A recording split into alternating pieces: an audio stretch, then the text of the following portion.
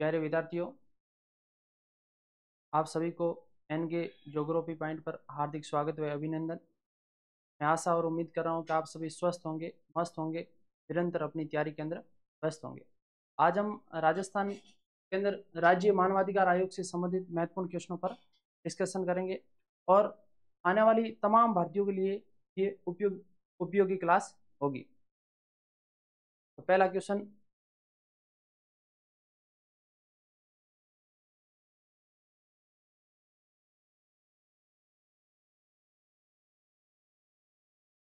मानवाधिकार संरक्षण अधिनियम 1993 की निम्नलिखित में से कौन सी धारा राज्य आयोग के अध्यक्ष व सदस्यों की नियुक्ति से संबंधित है? धारा 23, धारा 20, धारा 22 व धारा 21। पहले राज्य मानवाधिकार आयोग, राज्य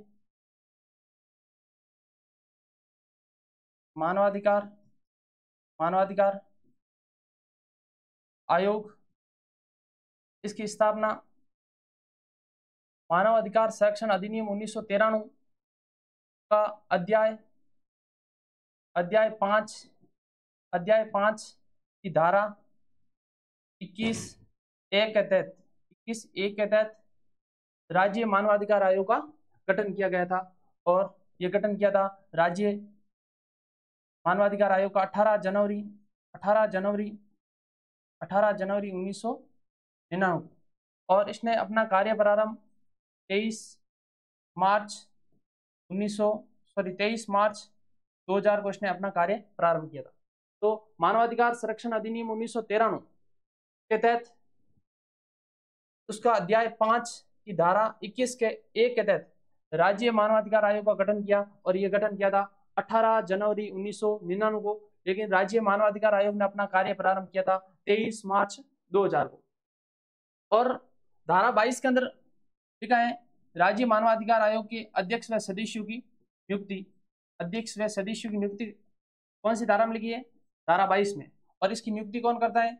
राज्य का राज्यपाल करता है। कौन करता है? राज्य का राज्यपाल करता है। राज्य का राज्यपाल करता है। एक और बात है, राज्य मानवाधिकार आयोग एक सांविधिक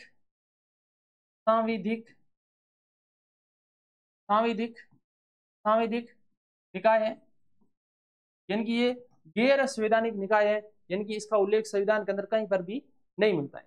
और उसके बाद में और धारा 22 के तहत अंदर लिखा है कि राज्य मानवाधिकार आयोग के अध्यक्ष व सदस्यों की नियुक्ति कौन करता है? राज्य का राज्यपाल करता है, एक चयन समिति की सिफारिश पर करता है। एक चयन समिति की सिफारिश पर करता है और उस चयन समिति में राज्य के मुख्यमंत्री होते हैं। कौन होते हैं? राज्य के मुख्यमंत्री होते हैं। राज्य के मुख्यमंत्री होते हैं और राज्य के गृह मंत्री होते हैं। राज्य के गृह मंत्री होते हैं और तीसरे होते हैं विधानसभा। विधानसभा के अंदर विपक्ष के नेता होते हैं और विधानसभा के अध्यक्ष होते हैं। यानी कि धारा 22 के तहत राज्य मानवाधिकार आयोग के अध्यक्ष व सदस्यों की नियुक्ति राज्य का राज्यपाल करेगा और राज्य का राज्यपाल एक चयन समिति की सिफारिश पर करता है। उस चयन समिति में राज्य के मुख्यमंत्री होते हैं, राज्य का गृह मंत्री होता है, विधानसभा में विपक्ष का नेता होता है और विधानसभा का अध्यक्ष। इन 4 सदस्यों की चयन समिति की सिफारिश पर राज्य का राज्यपाल राज्य मानवाधिकार आयोग के अध्यक्ष व सदस्यों की नियुक्ति करता है। और ये लिखा है धारा 22 के अंदर, मानवाधिकार संरक्षण अधिनियम 1993 के धारा 22 के अंदर इसका उल्लेख मिलता है। तो इसका आंसर कौन सा होगा? 4 नंबर का धारा 22 के अंदर। अगला क्वेश्चन, मानव अधिकार संरक्षण अधिनियम 1993 के कौन से अध्याय में राज्य मानवाधिकार आयोग संबंधी प्रावधान किए गए? अध्याय 4 में, अध्याय 5 में, अध्याय 8 में और अध्याय 7 में। तो अध्याय 5 के अंदर इसका उल्लेख मिलता है। मानव अधिकार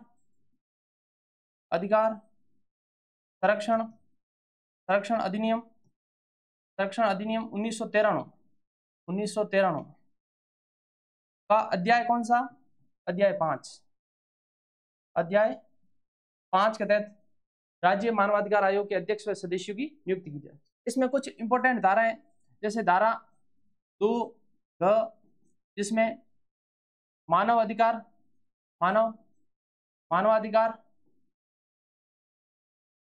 की परिभाषा है, परिभाषा है, परिभाषा है। इसके अलावा एक धारा 21 के अंदर राज्य में मानवाधिकार आयोग के गठन से संबंधित है। एक धारा 22 में मानवाधिकार आयोग के अध्यक्ष व सदस्यों की नियुक्ति से संबंधित है। एक धारा 23 में राज्य के मानवाधिकार आयोग अपना त्याग पत्र, राज्य के मानवाधिकार आयोग के अध्यक्ष व सदस्य अपना त्याग पत्र किसे देंगे, ये धारा 23 में लिखा है, और वह राज्य के राज्यपाल को देंगे, राज्य के राज्यपाल को देंगे। एक धारा 24 में राज्य मानवाधिकार आयोग के अध्यक्ष व सदस्यों के कार्यकाल से संबंधित है, और इनका कार्यकाल होता है 3 सितर। कितना होता है? 3 सितर। और भी आगे धारा आएंगी इंपोर्टेंट, उसके बारे में और डिस्कशन करेंगे।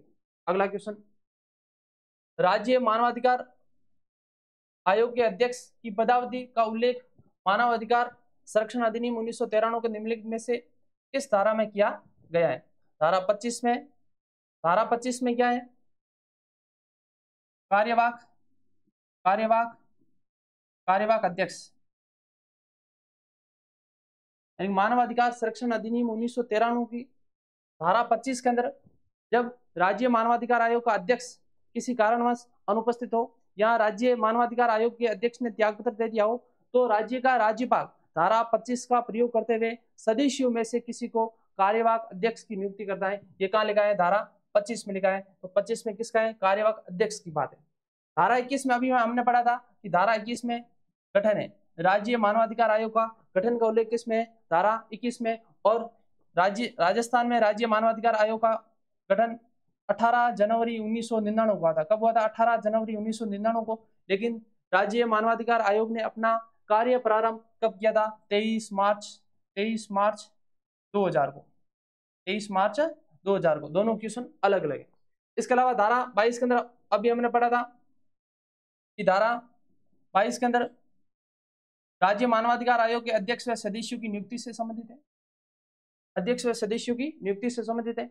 और राज्य मानवाधिकार आयोग के अध्यक्ष व सदस्यों की नियुक्ति राज्य का राज्यपाल करता है एक चयन समिति की सिफारिश पर। और धारा 24 किससे संबंधित है? इसकी कार्यकाल या पदावधि से, कार्यकाल या पदावधि से संबंधित है। और राज्य मानवाधिकार आयोग के अध्यक्ष व सदस्यों का कार्यकाल 3 वर्ष उसका कार्यकाल और 70 वर्ष उसकी सेवानिवृत्ति की आयु, इन दोनों में से जो भी पहले हो, राज्य के मानवाधिकार आयोग के अध्यक्ष व सदस्य अपने पद पर बने रहेंगे। लेकिन जब राज्य मानवाधिकार आयोग की स्थापना हुई थी उस समय इनका कार्यकाल 5 70 था, यानी कि कार्यकाल था कितना था? 5 और सेवानिवृत्ति की आयु 70 थी। लेकिन वर्तमान में कितनी है? 3 वर्ष कार्यकाल और 70 वर्ष सेवानिवृत्ति की आयु। तो ये संशोधन कब किया? तो ये संशोधन किया था 2006 के अंदर, तो 2006 में। तो धारा 24 राज्य मानवाधिकार आयोग के अध्यक्ष व सदस्यों के कार्यकाल से संबंधित है, और वर्तमान में राज्य मानवाधिकार आयोग के अध्यक्ष व सदस्यों का कार्यकाल कितना है? 3 70 है, और पहले कितना था? 5 70 था। ये संशोधन कब किया? 2006 में किया। अगला क्वेश्चन, राजस्थान राज्य मानवाधिकार आयोग के संदर्भ में सही कथन का चयन कीजिए। पहला कथन, राजस्थान राज्य मानवाधिकार आयोग के मानव अधिकार संरक्षण अधिनियम 1993 के अंतर्गत एक स्वशासित उच्चाधिकार प्राप्त मानव अधिकारों को निगरानी संस्था है। जी हाँ।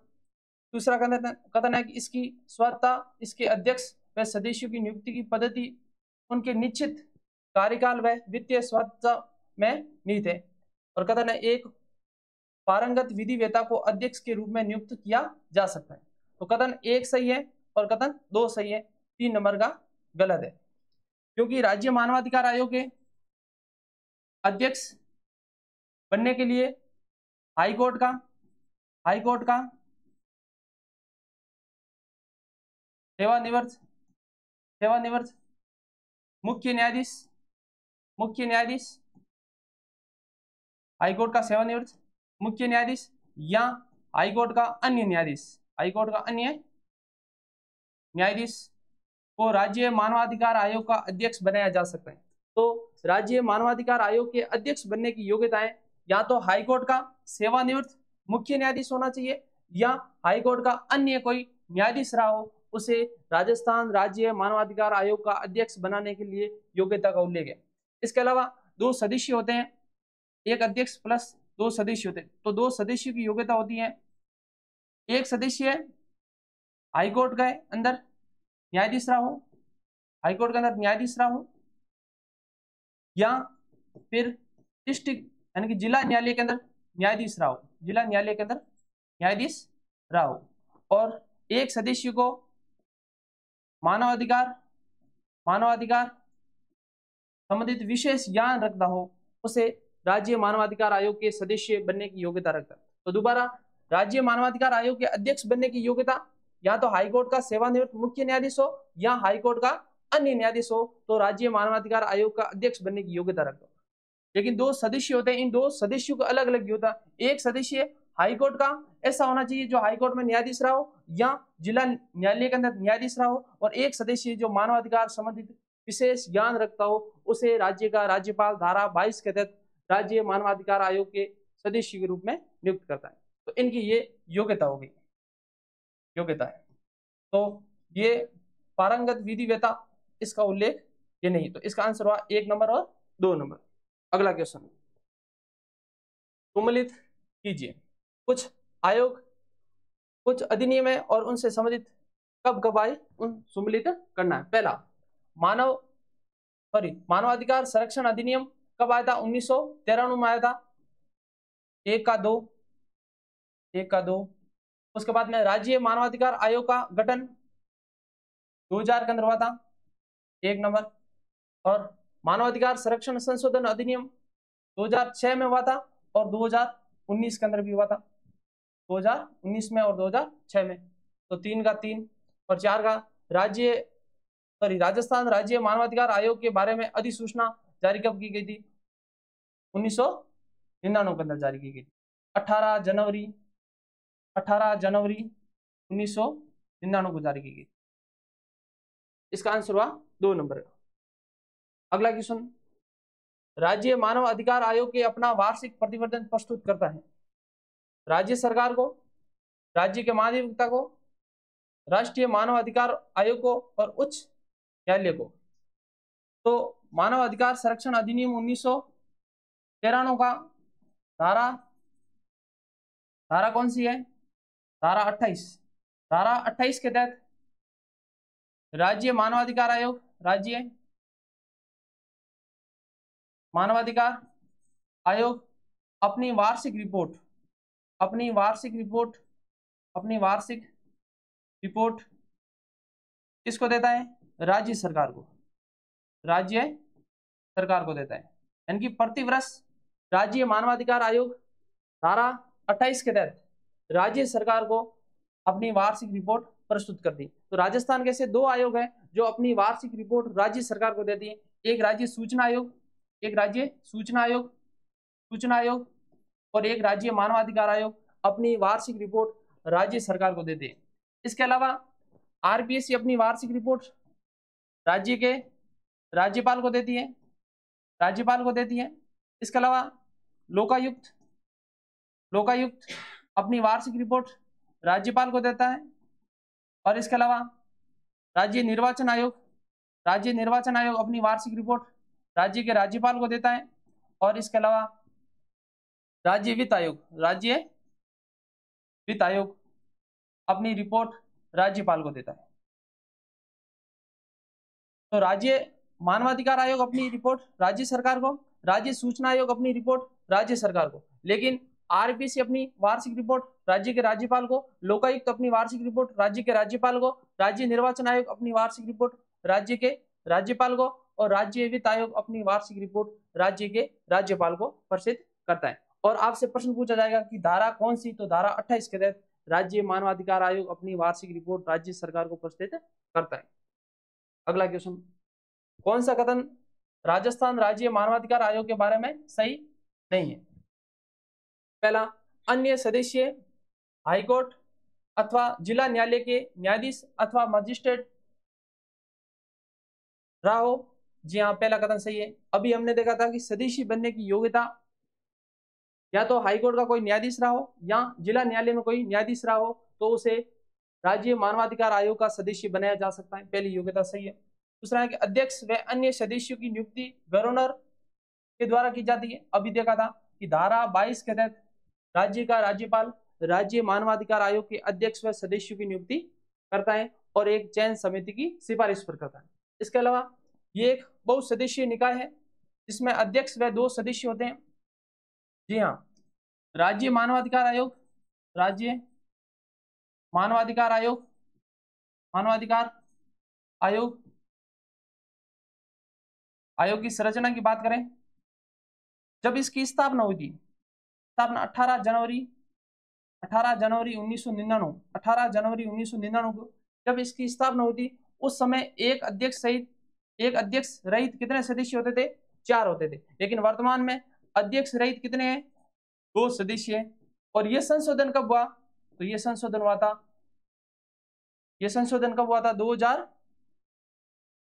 2006 के अंदर हुआ था। कब हुआ था? 2006 के अंदर हुआ था, जब राज्य मानवाधिकार आयोग की स्थापना हुई थी। उस समय 1+4 सदस्य होते थे और वर्तमान में 1+2 होते हैं। और ये संशोधन हुआ था 2006 के अंदर। कब हुआ था? 2006 के अंदर। और चौथा है कि अध्यक्ष उच्चतम न्यायालय के सेवानिवृत्त न्यायाधीश हो सकते हैं। जी नहीं, राज्य मानवाधिकार आयोग के अध्यक्ष बनने के लिए हाईकोर्ट का या तो सेवानिवृत्त मुख्य न्यायाधीश हो या हाईकोर्ट का अन्य न्यायाधीश हो, उसे राज्य मानवाधिकार आयोग का अध्यक्ष बनाया जा सकता है। इसका मतलब 4 नंबर इसका सही आंसर। अगला क्वेश्चन, राज्य मानवाधिकार आयोग को निम्नलिखित सदस्यों में से कौन सबसे कम कार्यकाल अवधि के लिए रही? PL जोशी, जस्टिस अमर सिंह गोदारा, नमो नारायण मीणा, RK अकोदिया। पहले बात करेंगे राज्य मानवाधिकार आयोग के अध्यक्ष कौन कौन रहे। अध्यक्ष कौन कौन रहे? राज्य मानवाधिकार आयोग के प्रथम अध्यक्ष कांता कुमारी भटनागर रही। दूसरे सगीर अहमद,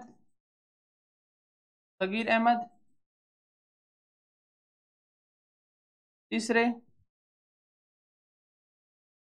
NK जैन, नगेंद्र कुमार जैन। चौथे प्रकाश टांटिया।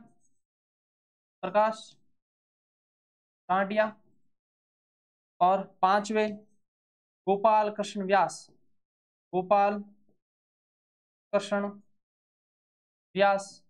और वर्तमान में भी राज्य मानवाधिकार आयोग के अध्यक्ष कौन है?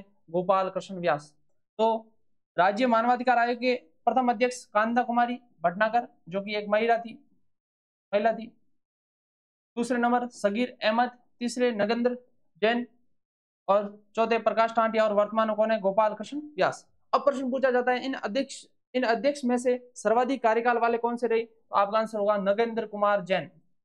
सर्वाधिक कार्यकाल वाले कौन? नगेंद्र कुमार जैन। अब प्रश्न पूछा जाता है कि इन अध्यक्ष में से न्यूनतम कार्यकाल वाले कौन से अध्यक्ष रहे? तो आपका आंसर होगा कांता कुमारी भटनागर, न्यूनतम रही। एक प्रश्न ऐसा आता है कि इन अध्यक्षों में से किसने अपना त्याग पत्र दिया था? तो कांता कुमारी भटनागर ने अपना त्याग पत्र दिया था।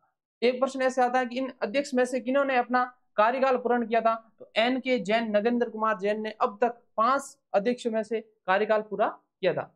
अब सदस्यों में से न्यूनतम कार्यकाल वाले कौन से? नमो नारायण मीणा थे। अगला क्वेश्चन,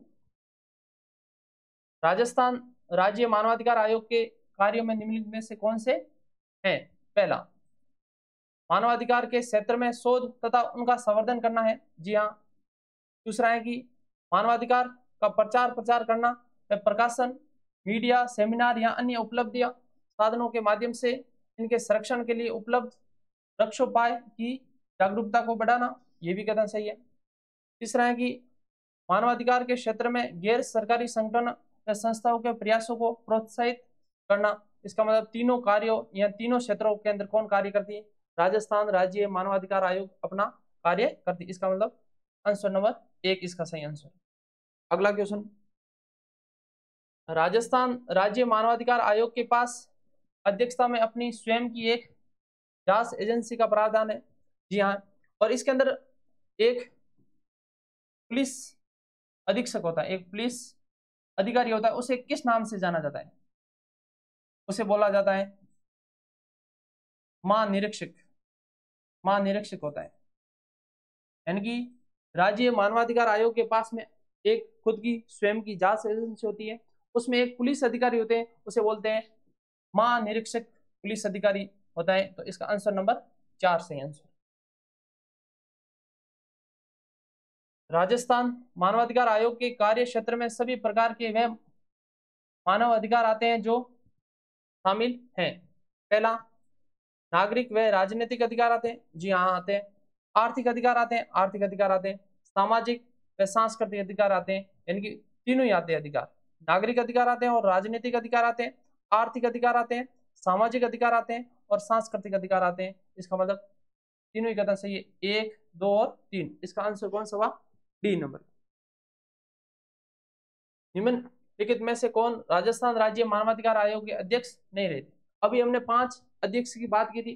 पहले कांता कुमारी भटनागर रही थी, दूसरी सगीर अहमद रहे थे, तीसरे नगेंद्र कुमार जैन रहे थे, चौथे प्रकाश टांटिया रहे थे और 5वें गोपाल कृष्ण व्यास रहे थे। अब प्रश्न पूछा है कि मानवाधिकार आयोग के कौन से अध्यक्ष नहीं रहे, तो आपका आंसर क्या होगा?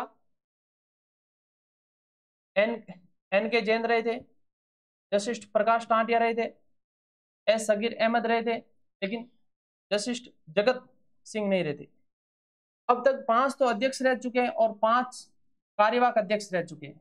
कार्यवाहक अध्यक्ष की बात करें तो प्रथम कार्यवाहक, ये कार्यवाहक अध्यक्ष थे दूसरे नंबर के जगत सिंह। तो प्रथम कार्यवाहक अध्यक्ष अमर सिंह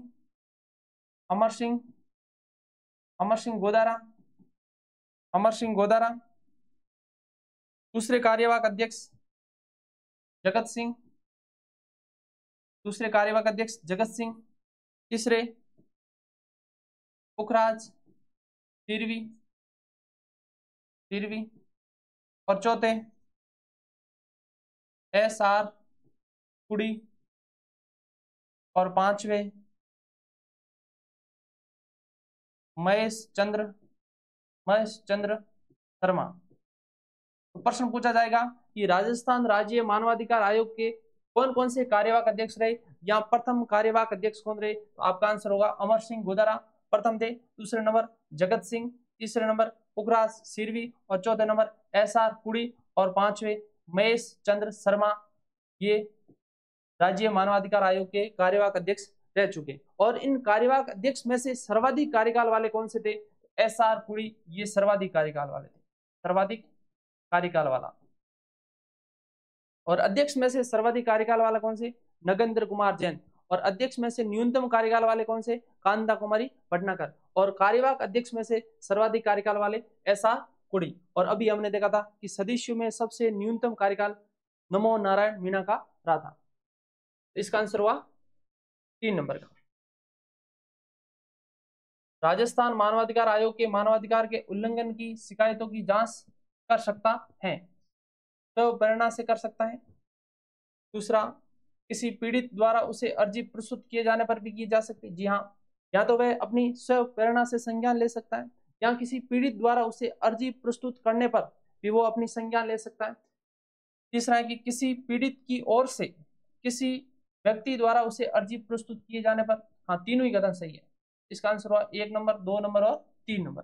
यानी कि स्व प्रेरणा से संज्ञा ले सकता है, किसी पीड़ित द्वारा अर्जी प्रस्तुत करने पर भी संज्ञान ले सकता है, और तीसरा, किसी पीड़ित की ओर से किसी अन्य व्यक्ति के द्वारा अर्जी प्रस्तुत करने पर राज्य मानवाधिकार आयोग उसके ऊपर डिसीजन ले सकता है या उसके अंदर संज्ञान के अंदर ला सकता है। इसका मतलब ऑप्शन नंबर 4।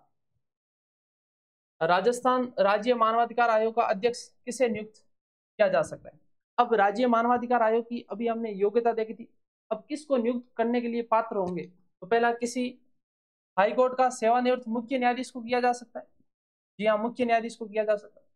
किसी उच्च न्यायालय का सेवानिवृत्त न्यायाधीश को किया जा सकता है। ये दोनों ही कथन सही है। इसका आंसर होगा 1 + 2, यानी अध्यक्ष के लिए हाईकोर्ट का मुख्य न्यायाधीश रहा हो या हाईकोर्ट का कोई अन्य न्यायाधीश रहा हो, उसे राज्य मानवाधिकार आयोग का अध्यक्ष बनाया जा सकता है। तो इसके अंदर 1 और 2 दोनों ही सही होंगे। अगला क्वेश्चन, राज्य मानवाधिकार आयोग के अध्यक्ष का पद रिक्त होने की स्थिति में अध्यक्ष के रूप में कौन कार्य करता है? अभी हमने देखी थी धारा, राज्य मानवाधिकार आयोग की धारा 25 देखी थी कि जब मानवाधिकार आयोग का अध्यक्ष का पद रिक्त हो जाता है या वह त्याग पत्र दे दे या उसकी पद पे रहते हुए मृत्यु हो जाए या वह किसी कारणवश अनुपस्थित हो तो ऐसी स्थिति में धारा 25 का प्रयोग करते हुए राज्य का राज्यपाल राज्य मानवाधिकार आयोग के कार्यवाहक अध्यक्ष की नियुक्ति कर सकता है और वह किसी सदस्य में से जो 2 अन्य सदस्य होते हैं उन 2 अन्य सदस्यों में से किसी को कार्यवाहक अध्यक्ष बनाया जा सकता है धारा 25 के तहत। तो पहला ऑप्शन है कि राज्यपाल सदस्यों में से किसी एक सदस्य को अध्यक्ष के रूप में प्राधिकृत कर सकता है। तो इसका आंसर 1 नंबर ही होगा, आंसर 1 नंबर जो कि धारा 25 में लिखा हुआ है। अगला क्वेश्चन, राजस्थान की राज्य सरकार ने राजस्थान मानवाधिकार आयोग के गठन की अधिसूचना कब जारी की थी? 16 मार्च 2000 को, 17 जनवरी 1998 को, 19 फरवरी 1997 को, 18 जनवरी 1999 को। तो राज्य सरकार ने राज्य मानवाधिकार आयोग के गठन की अधिसूचना 18 जनवरी 1999 को जारी की थी। कब जारी की थी? 18 जनवरी 1999 को। लेकिन इसने कार्य प्रारंभ 23 मार्च 2000 को किया था। कब किया था? 23 मार्च 2000 को इसने क्या किया था? कार्य प्रारंभ किया था।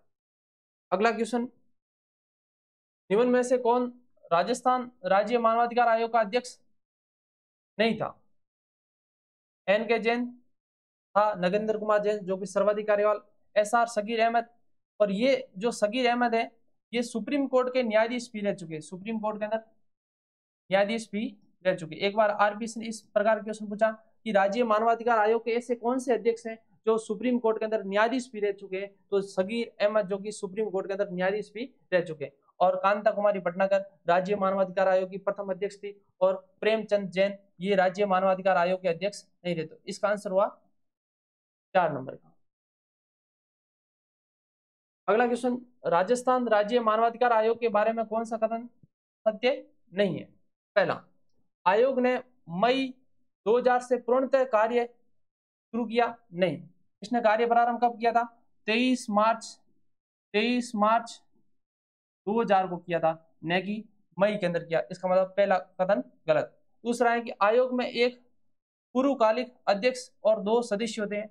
यहाँ आयोग के अंदर एक अध्यक्ष होता है और 2 अन्य सदस्य होते हैं, ये कथन सही है।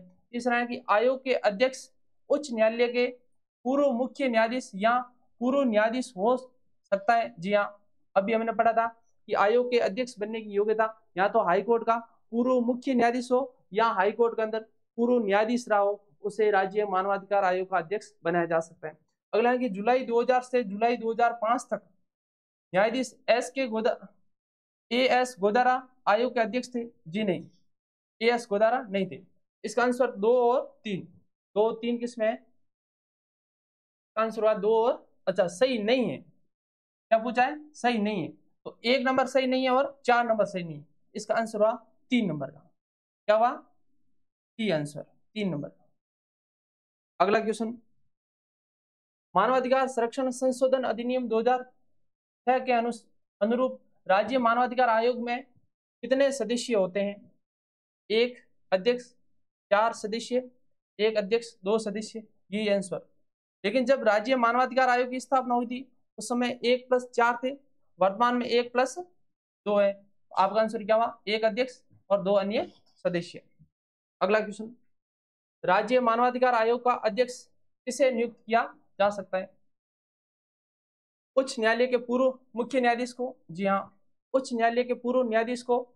जी हाँ, उच्चतम न्यायालय के पूर्व न्यायाधीश को। जी नहीं, अवकाश प्राप्त जिला व सेशन न्यायाधीश को। जी नहीं। तो इसका आंसर कौन सा हुआ? 1 और 2 सही। अगला क्वेश्चन, राज्य मानवाधिकार आयोग के अध्यक्ष की नियुक्ति राज्यपाल द्वारा एक समिति की सिफारिश पर की जाएगी जो मिलकर बनेगी, यानी कि राज्य का राज्यपाल धारा 22 के तहत राज्य का राज्यपाल एक चयन समिति की सिफारिश पर करता है। उस चयन समिति में कौन होते हैं? मुख्य न्यायमूर्ति होते हैं। जी नहीं, मुख्य न्यायमूर्ति नहीं होते। अगला है कि मुख्यमंत्री होते हैं, विधानसभा के अध्यक्ष होते हैं, गृह मंत्री होते हैं और विपक्ष के नेता होता है। ये इसका सही आंसर होता है। धारा 22 में लिखा है कि राज्य मानवाधिकार आयोग के अध्यक्ष व सदस्यों की नियुक्ति राज्य का राज्यपाल करेगा और एक चयन समिति की सिफारिश पर करेगा। और उस चयन समिति के अंदर कौन कौन होंगे? मुख्यमंत्री होगा, और विधानसभा के अध्यक्ष होंगे, एक राज्य गृह मंत्री होंगे और एक विधानसभा के अंदर विपक्ष के नेता होंगे। और कहाँ लिखा है? धारा 22 में लिखा है, मानवाधिकार संरक्षण अधिनियम 1993 की धारा 22 के तहत। अगला क्वेश्चन, निम्नलिखित में से कौन से कथन राज्य मानवाधिकार आयोग के संबंध में सही है? पहला कथन, इसका गठन राज्य सरकार ने 18 जनवरी 1999 को एक अधिसूचना द्वारा किया गया था। यह आयोग मार्च 2000 से क्रियाशील हुआ था। 23 मार्च कब हुआ था? 23 मार्च 2000 को इसने कार्य प्रारंभ किया था। यह भी कथन सही है। तीसरा है कि मानवाधिकार संरक्षण संशोधन अधिनियम 2006 के अनुसार आयोग में एक अध्यक्ष 3 अन्य सदस्यों का प्रावधान किया था। 3 नहीं, 1+2 का प्रावधान किया था। इसका मतलब ये कथन गलत। और इसके भूतपूर्व अध्यक्षों में से एक उच्चतम न्यायालय के सेवानिवृत्त न्यायाधीश भी रह चुके, अभी हमने बात की सगीर अहमद, जो कि एक अध्यक्ष जो सुप्रीम कोर्ट के अंदर न्यायाधीश भी रह चुके। इसका मतलब ये भी कथन सही है। 3 नंबर होगा नहीं, इसका आंसर हुआ 1, 2 और 4, यानी कि बी ऑप्शन सही। अगला क्वेश्चन, निम्न में से कौन एक राज्य मानवाधिकार आयोग का कार्य नहीं है? पहला, मानवाधिकार के उल्लंघन की स्वेच्छा से जांच करना है। राज्य में स्थित जेलों का निरीक्षण करना, यानी कि राज्य में जितनी भी जेलें होती है उनका निरीक्षण करने का कार्य राज्य मानवाधिकार आयोग का होता है, यहाँ होता है। अगला है कि मानव अधिकारों की सुरक्षा का पुनरावलोकन करना, यहाँ मानवाधिकार की जो सुरक्षा का पुनरावलोकन करने का कार्य भी करता है। और मानवाधिकार का उल्लंघन करने वाले को सजा देना, इनका सजा देने का कार्य नहीं होता है, क्योंकि राज्य मानवाधिकार आयोग एक सांविधिक या वैधानिक या सलाहकारी या परामर्शकारी संस्था होती है। इसे सजा देने का प्रावधान नहीं होता है, ओनली फॉर ये सलाह दे सकती है, यानी कि परामर्शकारी निकाय होती है, इसे सजा देने का प्रावधान नहीं होता है। तो इसका आंसर कौन सा हुआ? 4 नंबर का। अगला क्वेश्चन, राज्य मानवाधिकार संरक्षण संशोधन अधिनियम 2019 में से कौन सा प्रावधान किया गया? यानी कि मानवाधिकार संरक्षण अधिनियम 2019 के अंदर आया था, उसके तहत क्या क्या प्रावधान किए गए थे? पहला, राज्य मानवाधिकार आयोग में एक अध्यक्ष व 3 अन्य सदस्यों का प्रावधान किया गया था और 3 सदस्यों में से एक महिला होनी चाहिए, ऐसा प्रावधान केंद्र के अंदर किया था, राज्य मानवाधिकार आयोग में नहीं किया था। राज्य मानवाधिकार आयोग में एक अध्यक्ष व 2 सदस्यों को प्रावधान किया था। इसका मतलब पहला कथन गलत। दूसरा है कि अध्यक्ष व सदस्य 3 या 70 वर्ष तक पद पर बने रह सकते हैं, इसके बाद उनकी पुनः नियुक्ति का प्रावधान है। जी हाँ, राज्य मानवाधिकार आयोग के अध्यक्ष व सदस्यों का कार्यकाल 3 70 होता है, लेकिन वह अध्यक्ष व सदस्य कार्यकाल पूर्ण होने के बाद में भी पुनः नियुक्ति के पात्र होते हैं। तो मतलब दूसरे नंबर का कथन सही है। तीसरा है कि राज्य मानवाधिकार आयोग का अध्यक्ष उच्च न्यायालय के सेवानिवृत्त मुख्य न्यायाधीश या सेवानिवृत्त न्यायाधीश को बनाया जा सकता है, या ये भी कथन सही है। 2 और 3 कथन सही है। आंसर हुआ ए नंबर का। अब एक बार रिवीजन करवा देता हूं कि राज्य मानवाधिकार आयोग की स्थापना कब हुई थी? 18 जनवरी 1999 को। कार्य प्रारंभ कब किया था? 23 मार्च 2000 को। लेकिन जब स्थापना हुई थी उस समय 1+4 सदस्य होते हैं, वर्तमान में कितने होते हैं? 1+2 होते हैं। संशोधन कब किया? 2006 में किया। हमने धारा देखी थी राज्य मानवाधिकार आयोग की, तो धारा 21 के अंदर गठन का प्रावधान था। धारा 22 देखी थी, 22 के अंदर नियुक्ति का प्रावधान था। और धारा 23 के अंदर त्याग पत्र कि राज्य मानवाधिकार आयोग अपना त्याग पत्र किससे देंगे। और इस धारा 23 में एक और चीजें लिखी हुई है कि राज्य मानवाधिकार आयोग के अध्यक्ष व सदस्य को कैसे हटाया जाएगा, मतलब हटाने का प्रावधान। अब राज्य मानवाधिकार आयोग के अध्यक्ष व सदस्य को उसी तरह हटाया जाएगा जिस तरह हाईकोर्ट के मुख्य न्यायाधीश व अन्य न्यायाधीश को हटाया जाता है। और जब हाईकोर्ट पढ़ते हैं तो हाईकोर्ट के न्यायाधीश को उसी तरह हटाया जाता है जैसे सुप्रीम कोर्ट के न्यायाधीश को, और सुप्रीम कोर्ट के न्यायाधीश को संसद के विशेष बहुमत पर राष्ट्रपति के द्वारा हटाया जाता है। तो हम कह सकते हैं कि राज्य मानवाधिकार आयोग को हटाने का प्रावधान, यानी कि उसे कौन हटा सकता है? भारत का राष्ट्रपति हटा सकता है। कौन हटा सकता है? भारत का राष्ट्रपति हटा सकता है। कौन हटा सकता है? भारत का राष्ट्रपति हटा सकता है। सॉरी, इसके अंदर एक राज्य मानवाधिकार आयोग को राष्ट्रपति हटाता है, लेकिन सुप्रीम कोर्ट के जांच के बाद में हटाता है, सुप्रीम कोर्ट के जांच के बाद में। वो भी मैंने बोला वो निर्वाचन आयोग को बोल दिया, सॉरी। राज्य मानवाधिकार आयोग के अध्यक्ष व सदस्य को भारत का राष्ट्रपति हटाएगा, लेकिन सुप्रीम कोर्ट के जांच के बाद में हटाएगा, और ये धारा 23 में लिखा हुआ है। तो आज के लिए बस इतना ही, फिर अगली क्लास के अंदर राज्य निर्वाचन आयोग संबंधित प्रश्नों पर डिस्कशन करेंगे। Thank you.